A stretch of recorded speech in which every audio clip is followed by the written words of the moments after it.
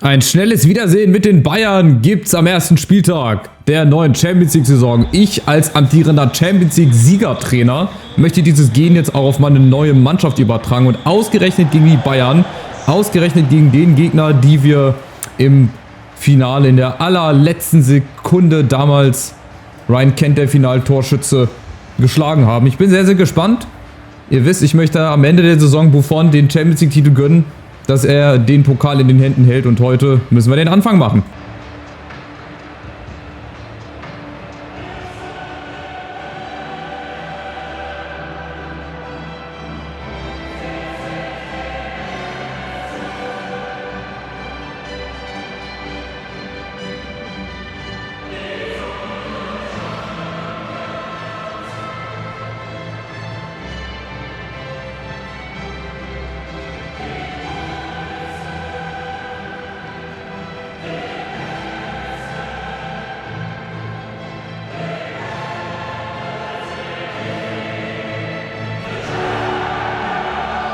Da schallt es noch mal raus aus den Hälsern und Mündern der Juve-Fans, dieses Champions. Das ist, glaube ich, in Italien so. Naja, also mit der Truppe geht's rein. Dreierkette wie gewohnt. Und die Bayern auch mit einigen neuen Gesichtern, habe ich schon gesehen. Einige altbekannte, so Jo Kimmich und Moise Kean war, glaube ich, mit dabei. Neuen Keeper haben sie auf jeden Fall auch. Und ich bin sehr, sehr gespannt, wie die Bayern spielen. Wissen wir ja aus der Bundesliga. Spielen hohes Pressing eigentlich, gehen ganz früh vorne drauf.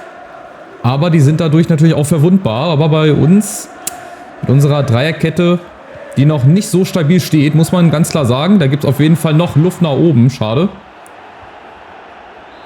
In der Liga ist es okay, 2 Siege und 1 Unentschieden. So kann man mal starten. Aber jetzt in der Champions League bin ich halt sehr, sehr gespannt, wie gerade diese Dreierkette hier wirkt gegen die Bayern. Ob sie wirkt, wie sie wirkt. Heute ist halt dieser erste Härtetest, sage ich mal. Moise Kean, erste Chance. Nachdem sie gegen den AC Mailand vor allem die erste Halbzeit nicht überstanden haben, ist, glaube ich, heute der erste richtige harte Brocken. Wie gesagt, waren letzte Saison im Finale gegen Dortmund verloren.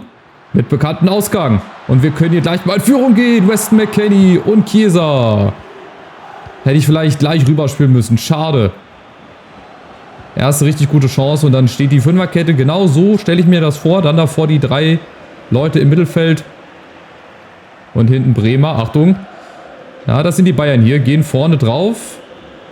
Aber wie gesagt, dann sind auch die Lücken da. Und dann haben wir fast Mann gegen Mann im Mittelfeld. Wenn wir das jetzt gut zu Ende spielen. Schade. Also das ermöglicht natürlich uns auch einige Chancen mehr vielleicht. Aber natürlich auch hinten müssen wir aufpassen. Aber bislang sieht das ganz gut aus. Das, was wir wegverteidigt bekommen, das verteidigen wir bislang richtig gut.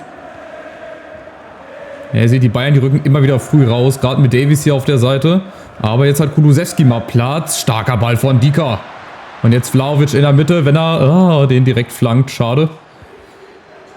Aber er setzt nach. Schade. Aber der Einsatz alleine, der reicht schon. Und ich glaube, so Spiel für Spiel wird es auch vom Gefühl her, hoffe ich, ja, einfach ein bisschen runter. Weil, wie gesagt, dass in dem Kader viel Qualität steckt, ey. Ihr müsst euch einfach nur den Sturm angucken. Chiesa mit einer 88, Vlahovic sogar mit einer 89 und auch Kulusevski mit einer 84. Ist da nicht ganz so verkehrt, aber Achtung. Bayern kommt, Dika ist da. Und oben Chiesa gerade gesehen, brilliert auf ungewohnter Position. Der ist halt auch eigentlich ein Flügelspieler, aber gibt zurzeit als zweite Spitze gar nicht so einen schlechten Job da ab.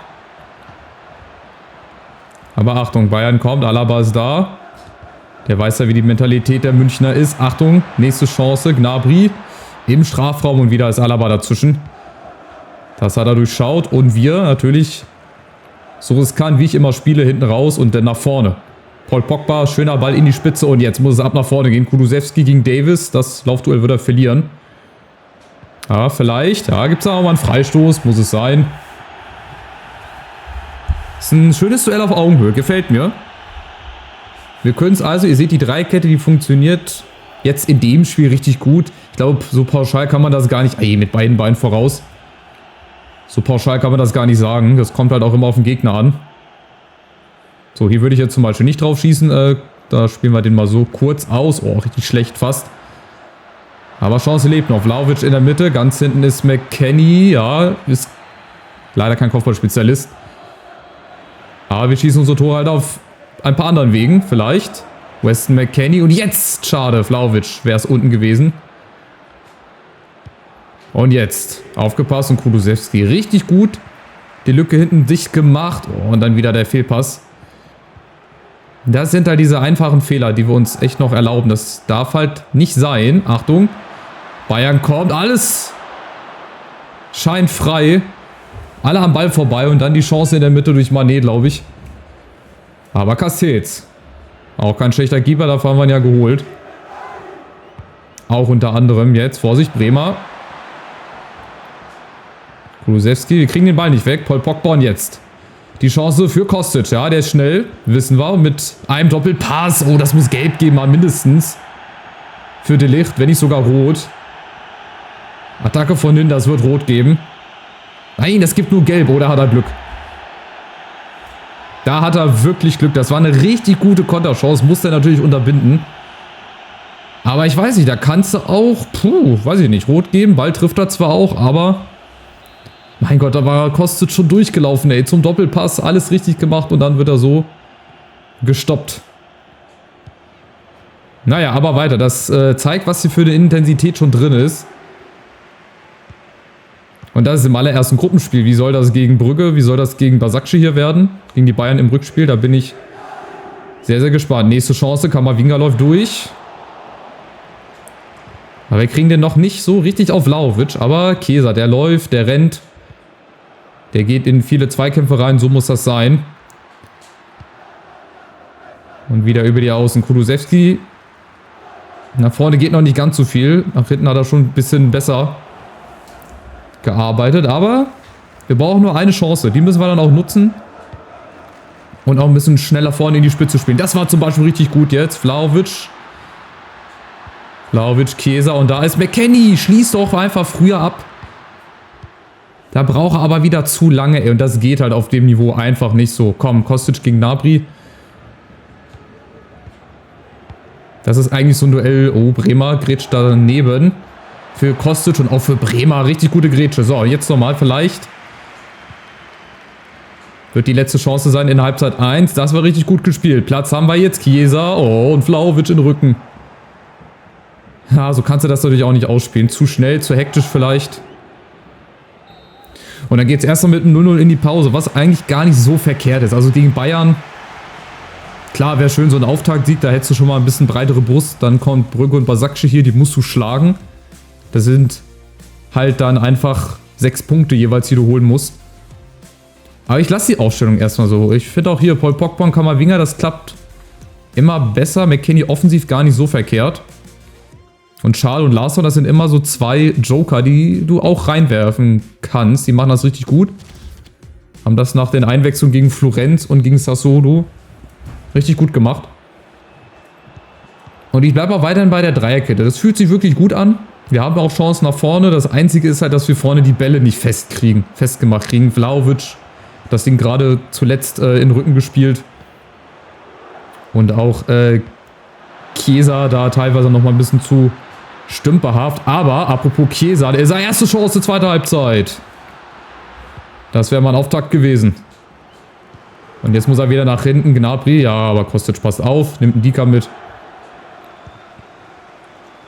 Sehr, sehr gut. Und wieder über die andere Seite. Vlahovic, Weston McKennie. Oh, da hat sich Kulusewski verletzt am Knie, aber es geht gleich weiter. Komm, das ist nur eine kurze Zerrung, eine kleine Zerrung. Kostic, da ist Chiesa.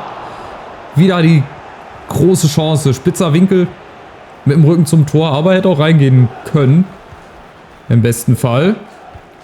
Das Spiel nimmt Fahrt auf. Und zwar in unsere Richtung. Das ist gut. In die Richtung des FC Bayern-Tores. Sankop, Kulusewski mit verletztem Fuß. Und die zweite Chance, McKennie geblockt. Jetzt ist es unser Spiel. Das ist eine richtig gute Phase. Kulusewski müssen wir mal beobachten, aber ich hoffe mal, das wird nicht so schmerzhaft sein. Jetzt Alaba gegen Mané. Oh, Mané setzt sich durch. Vorsicht, in der Mitte. Da ist Bremer. Ne, da war ein Dika. Und Courtois, wollte ich fast schon sagen. Castells. Der sieht so aus wie Courtois. Fängt mit demselben Buchstaben an, ist aber Ein anderer Name. Und ihr seht, die Bayern pressen. Heißt, es gibt Lücken, die wir so ausspielen müssen. Vlahovic jetzt zu einfach gegen Militao, aber nachsetzen. Die Bayern, die wissen nicht so recht wohin. Ich will jetzt aber auch nicht weiter ins Risiko gehen. Ich überlege, ob ich gleich nochmal wechsle. Ich glaube, ich mache das jetzt. Wenn die Bayern wechseln, müssen wir auch wechseln. Würde ich mal sagen, ich bringe mal hier Schade rein. Der bringt halt, wie gesagt, einfach noch mal ein bisschen mehr Geschwindigkeit. 94 Tempo. Oh, Kulusewski hat nur 87 mit den plus 6. Und hier hat Schade halt plus 95. So, und Larsson für Chiesa, würde ich sagen, oder? Chiesa 93er Antritt. Ja, ich brauche vorne einfach einen Kopfball schlagen, weil Larsson, der ist nur 1,80 groß. Vlahovic dagegen ist 1,90. Also, der Kopfball-Zielspieler ist ganz klar. Und mit Filip Kostic und Schade haben wir auch zwei Leute, die auch Flanken geben können von außen. So, jetzt, wie gesagt, nicht so viel Risiko gehen. 0-0 würde ich hier mitnehmen, aber ich spiele natürlich auf Sieg. Wann immer sich hier die Chance ergibt, würde ich oder werde ich auf Sieg spielen.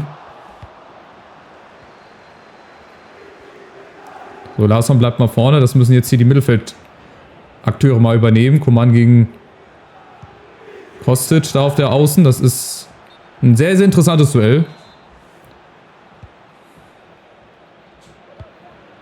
Das könnte auch hier das nächste Endspiel sein.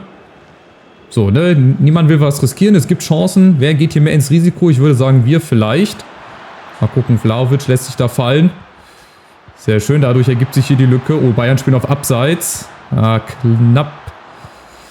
Kommen wir da ran? Was machen die Bayern? Oh, spielen da Harakiri. Schade. Ne, Weston McKennie war das. Setzt sich durch. Oh, die Bayern ein bisschen zu stümperhaft. Was ist denn jetzt? Freischuss für die Bayern, oder wie? Ja, wird wahrscheinlich Freischuss zu Bayern geben, warum auch immer. Da sind es doch 20 Minuten, da steigt die Rakete hoch.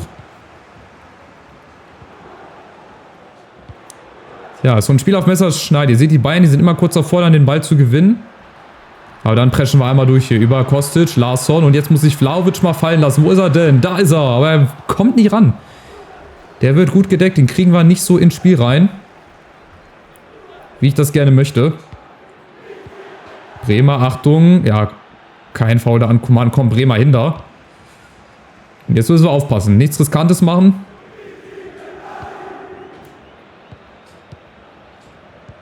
Und jetzt, nächste Chance. Vlahovic, der ist halt heute leider überhaupt nicht im Spiel drin bislang. Larsson. Ja, kriegt dann Ball kontrolliert irgendwann. Jetzt Vlahovic mal auf der Außen mitgenommen. Und da ist Schade in der Mitte. Schade mit links. Aber wir brauchen auch zu lange, ey. Das fällt mir auch ganz stark auf. Wir brauchen einfach zu lange, um den Abschluss zu suchen. Und jetzt die Bayern. Vorsicht, noch 10 Minuten. Mané, Keane im Strafraum, Alaba ist dazwischen, macht er.